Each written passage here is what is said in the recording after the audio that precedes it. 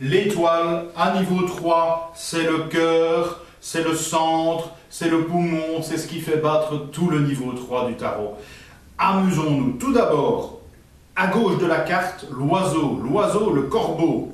Alors, si on voit juste l'oiseau, c'est la présence du langage des oiseaux dans le tarot. D'ailleurs, le nom de cette carte, qu'est-ce que tu penses? Est-ce que c'est l'étoile? Est-ce que c'est le toul? Est-ce que c'est le toile? La graphie laisse la réflexion.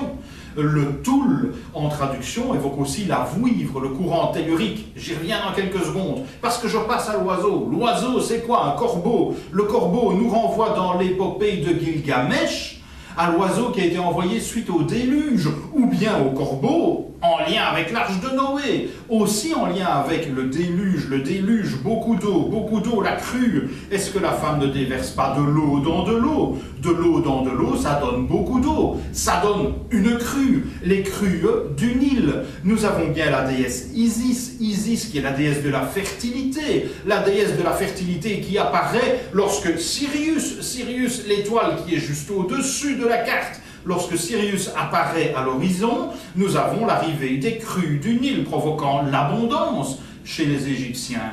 Mais nous avons aussi ce flux d'eau qui est déversé vers quoi?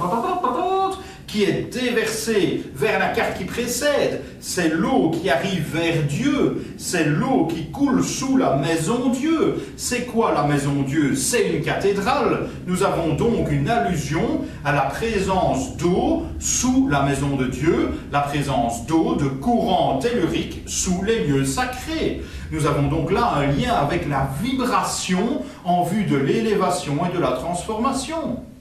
La maison Dieu est bien un lieu où on prie Dieu, et quand on reprend la carte, nous sommes bien à la personne qui arrive sous les étoiles, sous le champ d'étoiles, à Compostelle. Nous sommes bien au bout de notre pèlerinage. Nous sommes bien avec le pèlerin, le mât, qui a fait tout son chemin et qui est arrivé sous les étoiles à Saint-Jacques de Compostelle. Le pèlerinage du cheminement se termine en 17. En 17, on a trouvé ce qu'on cherche, puisque nous sommes à Compostelle. Voilà qui est embêtant pour celui qui se dit « Ouais, mais il y a encore l'écart derrière !» Mais l'écart derrière, pour celui qui est à Saint-Jacques, il sait très bien qu'il n'a pas fini son pèlerinage, parce qu'il faut aller jusqu'au Cap Finistère, il faut aller jusqu'au bout du monde.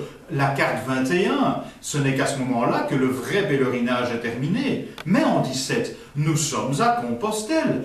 Waouh, que de choses à étudier! Je parie même que tu vas regarder la vidéo encore une fois.